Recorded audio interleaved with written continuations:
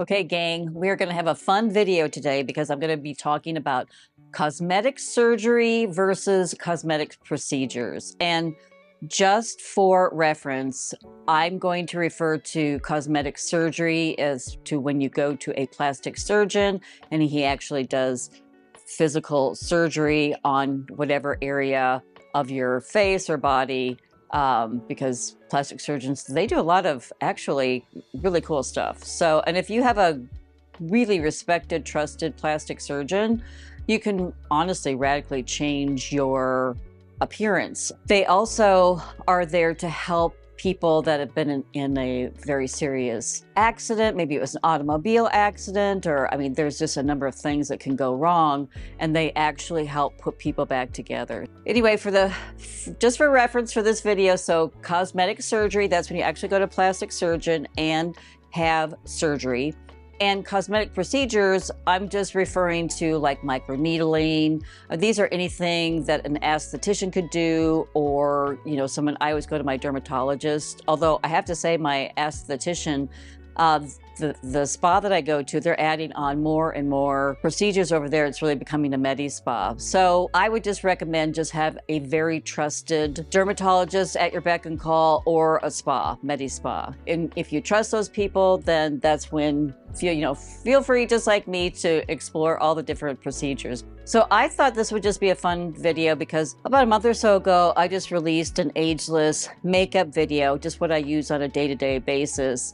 So, and a lot of people were just over there saying, oh, what are you using on your face? You don't have any wrinkles. Listen, I have a lot of wrinkles. We see them. I'm here every day. We don't use filters over here. Now, the thumbnails can be altered because that goes to a thumbnail. I mean, I have a team that handles all of that, and they do some manipulation over there with the thumbnails. Anybody's thumbnail is like that. But as far as videos, this is what you see. Sometimes lighting is amazing.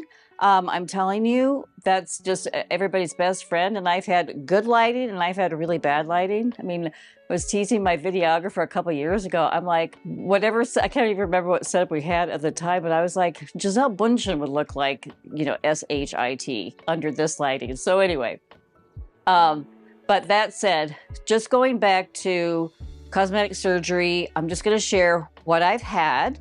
And because actually that was a couple of questions that came up on that makeup video. So it's been almost 2 years. So I had blepharoplasty surgery.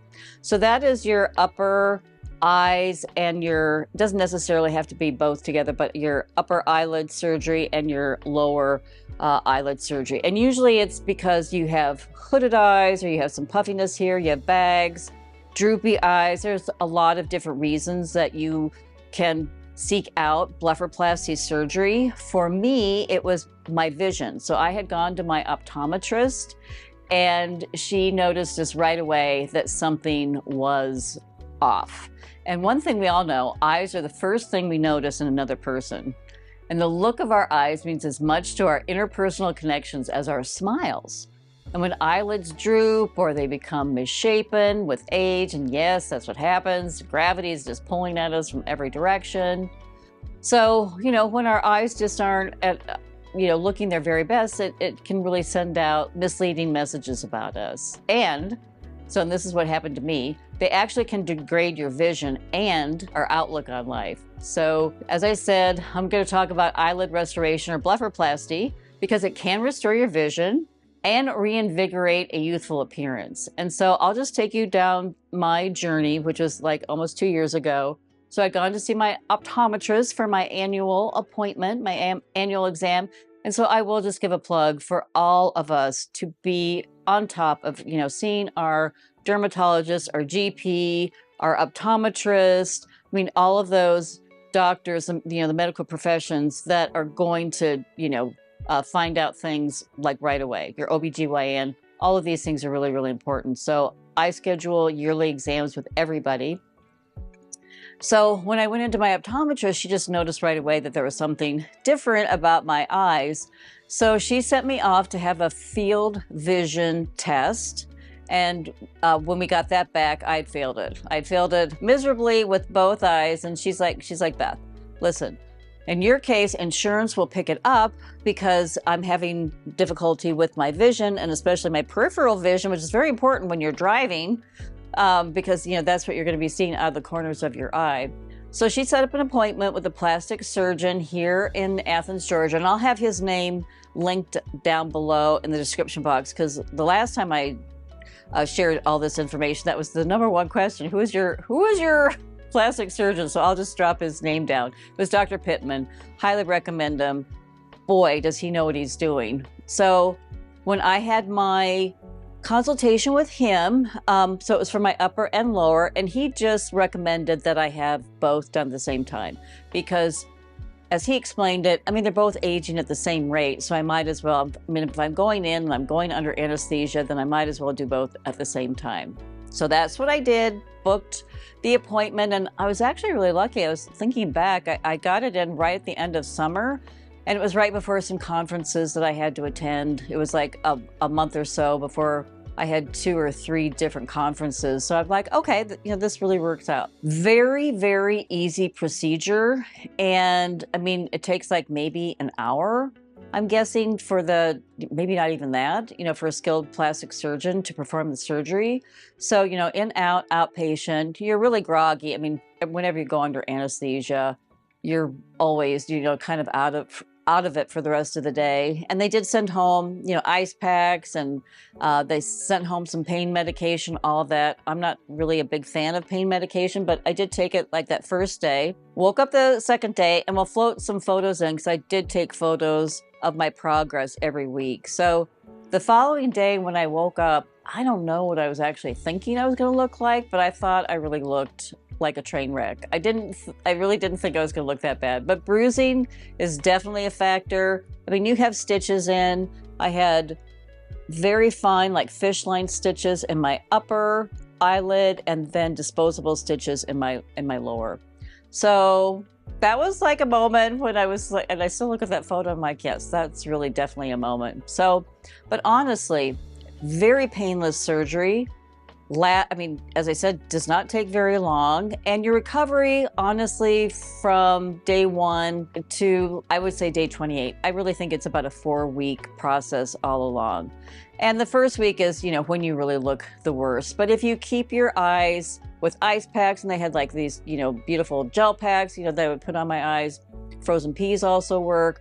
That really, really helps, keep the swelling down and speed up the process. So week by week, we'll float in all the photos. Every week I look a heck of a lot better.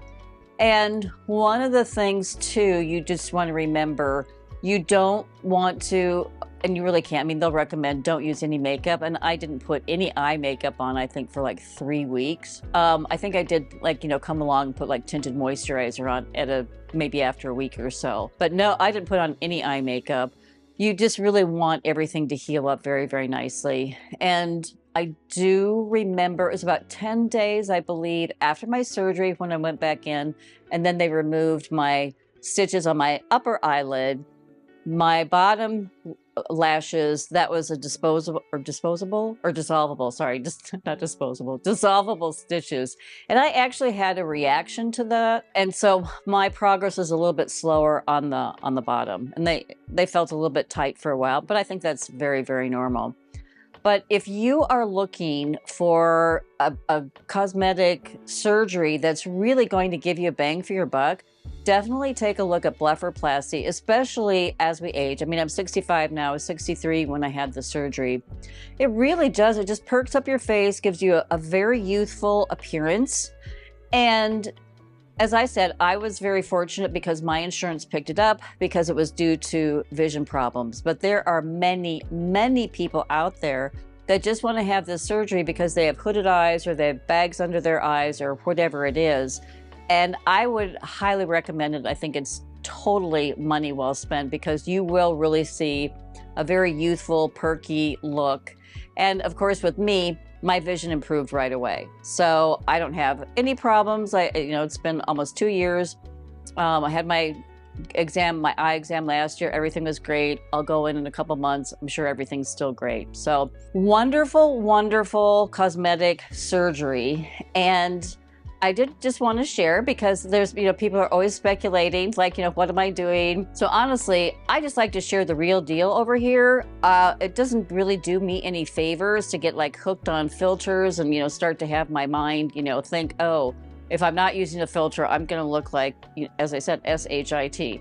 So I don't have a problem with having wrinkles. I don't have a problem with aging. I mean, I look in the mirror all the time and sometimes I'm like, who the heck is that? If I'm still thinking that I'm 36 in my mind. But I also love to share over here. I'm a big proponent of skincare. I'm a big proponent of supplements. I'm a big proponent of a healthy diet. I'm going to try to do everything on my end to A, lead a healthy life, and B, I know that my skin is going to be the true benefactor of a healthy lifestyle. So I also am a big believer in cosmetic procedures. And as I said, so I think that those are, and I guess, Botox, things like that. I don't know all of the different ones. I don't do any of that, like the gel implants or, your lips. I don't do any of that. But what I do, and I'll share them with you, now that, that I've talked about the blepharoplasty, one of the things that I started, it was probably like 4 or 5 years ago, because I have hyperpigmentation. I have very fair skin, baked myself in the sun 4 years thinking that I was going to get a tan, and all I did was get skin cancer and do a lot of damage to my skin. So I have a lot of hyperpigmentation, but I did an IPL about, as I said, 4 or 5 years ago. And there are a lot of different laser surgeries that you can book and that really just do, you will be amazed at what happens after an IPL or whatever laser surgery that you want. But as I said, I had IPL and we just really attacked my face. I came back and did my arms, and I also came back and did my legs, also my chest, because as I said, baked my skin in the sun for years and did not do myself any favors.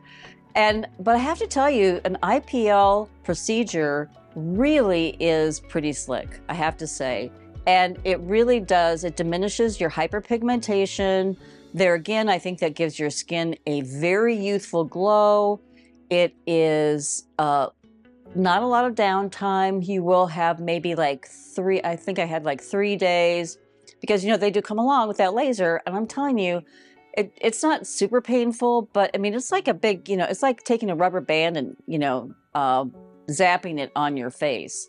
And then you will see then all of the places that they have used the laser, then that does scab up, and then that does have to flake off after a while.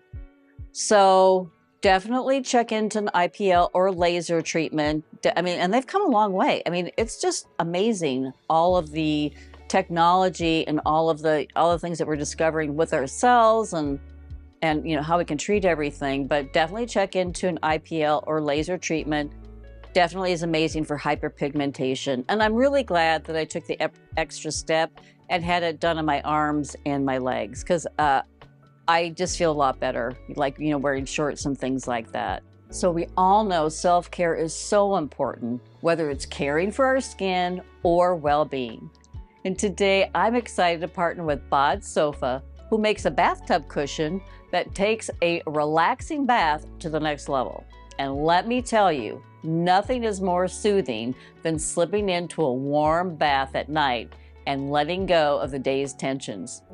It's become a nightly ritual, but Bod Sofa, which literally translates from German, bath sofa, turns my bath into a calming, relaxing experience. It's very spa-like. And why? Because sometimes bathtubs can be uncomfortable, especially when I lean back. And then I'm just, my head's hitting the edge of the tub, or I don't know, sometimes it's just not that comfortable. So with Bod Sofa, when I lean back in the tub, my head, neck, and back rest on a comfy cushion. And the cushion has a beautiful design and comes in 6 colors and 5 sizes. It's 100% waterproof due to clean dry technology, which allows the pillow to dry quickly and prevents waterlogging. And since I love to add bath salts or oils to my bath, for that extra little TLC, it's good to know the Bod sofa is machine washable and can withstand anything I throw at it, or should I say, throw into my bath. And the cushion withholds its shape and position no matter how long I linger in the tub. And sometimes it really just depends, because it really is. Sometimes I'll just keep, adding hot water and just, as I said, I just soak the tensions of the day away. But good news, as Bod Sofa is offering my viewers 15% off with my code BETH15, and we'll have everything linked down below, because it'll just take you right to the Bod Sofa site and you can take a look for yourself. Honestly, if you want to take self-care at home to the next level, I highly recommend adding a Bod sofa to your tub, and it also makes a great gift. So I know Mother's Day is fast approaching, so keep this on your radar screen and put it on your gift list for all the special women in your life. And again, we're going to have everything linked down below how you can get 15% off your own Bod sofa with my code BETH15. And another procedure that I have on my repertoire as far as skincare, and that's microneedling. And microneedling really helps your collagen production, because that is what we lose at a rapid rate, actually about the age of 30. And collagen is so important because that's what keeps our skin elastic, it keeps it plump, it keeps it hydrated. So I am on board for anything that's going to help me rejuvenate collagen, and microneedling truly does that. And it's not an exactly painless procedure, but the discomfort really doesn't linger. Maybe not even as painful as the IPL, but your esthetician uses a pen, and basically it just rapidly and repeatedly pokes into the skin. They kind of go up and down. They really have their own little system going on, but it goes up and down, so when you are in the chair. And my esthetician always asks me, how are you feeling? That we do check-ins all the time. I'm one of those, I just kind of like I just kind of bear down, let's just get this thing over with. So I like to go as quickly as possible. The good thing about microneedling is, unlike IPL, because IPL you go over the area like 2 or 3 times, but microneedling, you only go over the area once. So that was actually pretty nice. So that when they're done with one section, they're not going to come back, for round 2 or round 3. And it really is a quick and easy process. And as one who's had it done many times before, I can confidently say it's not the most painful thing I've ever tried. I honestly think a bikini wax holds that spot. I don't know about you, but boy, when it's time for summer and I make my bikini wax appointment, I'm always kind of like, oh, like that.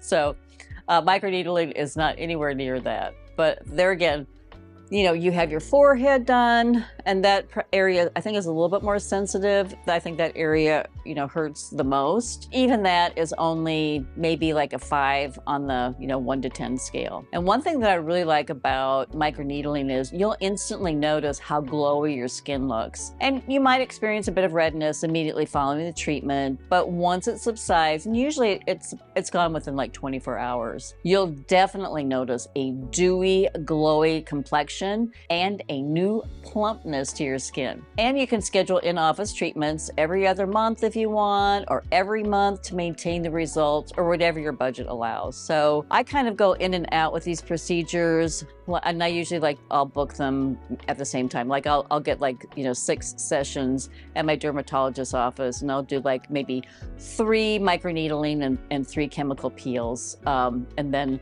I usually go every other month. After microneedling, you do need to keep your skin hydrated after the treatment, and then you also want to be applying, all of the good moisturizers, your hyaluronic acids, the moisturizer with ceramides. Sometimes I say that wrong. And you want to, spritz and hydrate with water sprays immediately following the treatment. And whenever you feel, when your skin's dry. It's a very, very easy procedure. It's not a lot of downtime. You really do get some really great results. And so I highly recommend microneedling. And there are several different microneedling procedures you can choose from these days. And then I really have not had microdermabrasion done before, but I've heard really good things about microdermabrasion. So you might go ahead and check that out. I just don't have anything to I just can't add my 2 cents in on that one.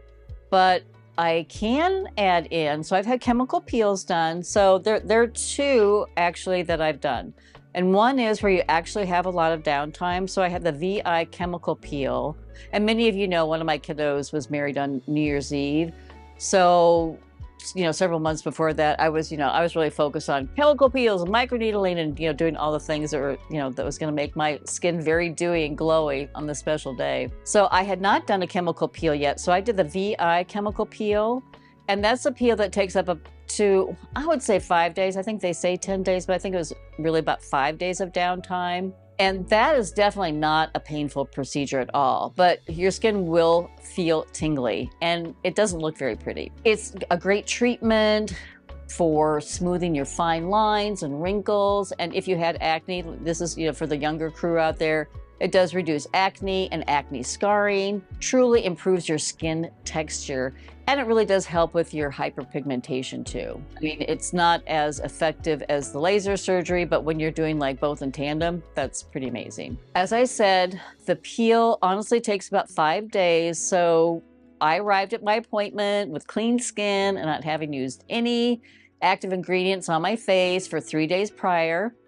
And after taking me through my treatment, my esthetician, she prepped my skin with an alcohol wipe and then began applying the peel in layers. And I think it's like 3 layers. I could be wrong because it's been a few months since I've had that one. But, with each layer was applied, my skin started to look more and more orange, which is totally normal. I experienced, as I said, slight tingling sensation at each layer of the peel when it's applied, but definitely not painful at all. Just honestly, you do have some downtime, but no pain at all. Honestly, it takes about 10 minutes. And then when all of the layers of the peel are applied, you're done, out the door. So the peel is self-neutralizing. So it takes about 4 hours after application. Then you just wash it off at home. And they send home all the instructions with you. After, you wash it off, then you begin to use the kit that they send home. So they have like, special moisturizer that you're supposed to use, at certain points of time during the whole process. It's just really a great little kit. It's, as I said, you just follow the instructions to a T, and then you'll have the best results. The day after the peel, my skin looked kind of shiny and felt, just dry and tight, but there wasn't any peeling yet. Honestly, nothing major to report. As I said, I used the at-home kit that they sent home. It's usually I think it's a hydrocortisone cream and an SPF. And then I think they had some post-peel towelettes that I used too. So you don't use any, makeup. You technically could, but I didn't. Whenever I invest in these procedures, I don't like to use anything on my skin it was like 5 days before I did anything. So that was the day after. And then days 3 and 4, that's when you really are going to see the flaking and peeling on your skin. So you're going to see it on your chin and around your mouth. You're going to find it just everywhere, but you're not supposed to pick it off. So you just kind of let it just naturally slough off. You are going to be washing your face and again, using the self-care kit that they send home. So I just, whenever I really notice that it's really, really peely, I just put on more hydrocortisone cream. Your skin, it takes days 3, 4, and maybe even 5 to really shed all the skin off. So you don't look very good, for those days. So I really have to plan my schedule because I can't step in front of the camera. I can't take photos. I can't do YouTube videos. I can't do Instagram reels. So I have to really, kind of fit it in a very strategic way. But honestly, on day 5, then my skin was honestly back to normal.